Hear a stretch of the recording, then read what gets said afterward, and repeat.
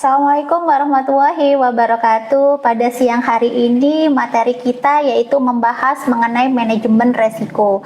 Manajemen resiko ini merupakan aspek yang sangat penting dalam perbankan syariah untuk memastikan keberlanjutan operasional yang sesuai dengan prinsip syariah.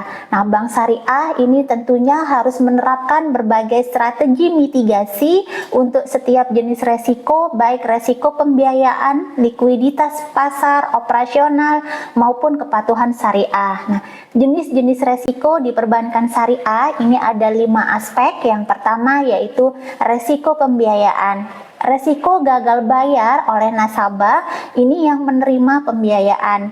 Yang kedua yaitu resiko pasar, resiko perubahan nilai instrumen keuangan akibat perubahan harga pasar.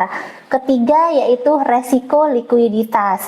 Resiko bank tidak dapat memenuhi kewajiban dalam jangka pendeknya. Dan yang keempat yaitu resiko operasional, resiko yang timbul dari kegagalan internal seperti sistem, proses, ataupun kesalahan manusia. Dan yang terakhir yaitu resiko kepatuhan, resiko pelanggaran terhadap peraturan syariah dan hukum. Nah, selanjutnya, apa saja sih tahapan dalam manajemen resiko? Ada 4 tahapan. Yang pertama yaitu identifikasi resiko, mengidentifikasi semua potensi resiko yang mungkin dihadapi oleh bank syariah. Kedua, penilaian resiko, menilai dampak dan kemungkinan terjadinya resiko. Dan yang ketiga yaitu pengendalian resiko, menetapkan langkah-langkah untuk mengurangi dampak resiko ataupun menghindarinya. Dan yang keempat, pemantauan dan evaluasi. Resiko harus dipantau secara terus-menerus dan dievaluasi untuk memastikan efektivitas pengendalian. Resiko operasional yang ada di bank syariah.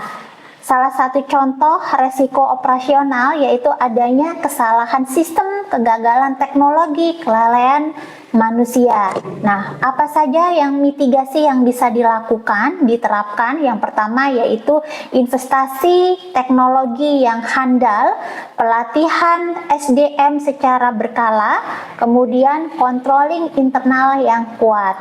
Nah, beberapa pengendalian manajemen dalam pengelolaan manajemen resiko ini ada beberapa aspek, ada 2 aspek. Yang pertama, bagaimana pengelolaan manajemen resiko terhadap diri sendiri.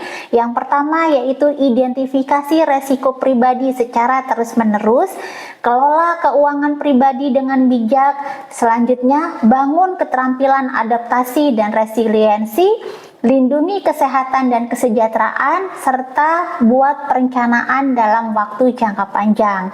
Dan tips dalam pengelolaan manajemen resiko perusahaan, yang pertama yaitu identifikasi dan kategori resiko, kedua penilaian resiko secara kontinu, dan ketiga pengendalian resiko melalui diversifikasi, dan yang keempat latih karyawan dalam manajemen resiko, dan kelima siapkan rencana kontingensi, keenam pantau dan evaluasi secara terus-menerus, dan terakhir yaitu asuransi sebagai alat mitigasi. Dan simpulan dari materi kita pembahasan di siang hari ini, manajemen resiko untuk diri sendiri ini merupakan lebih pada pengelolaan hidup yang terencana dan proaktif dalam menghindari ketidakpastian. Nah, sedangkan bagi perusahaan, manajemen resiko adalah proses strategis dan sistematis dalam menjaga keberlangsungan bisnis dan meminimalkan potensi kerugian.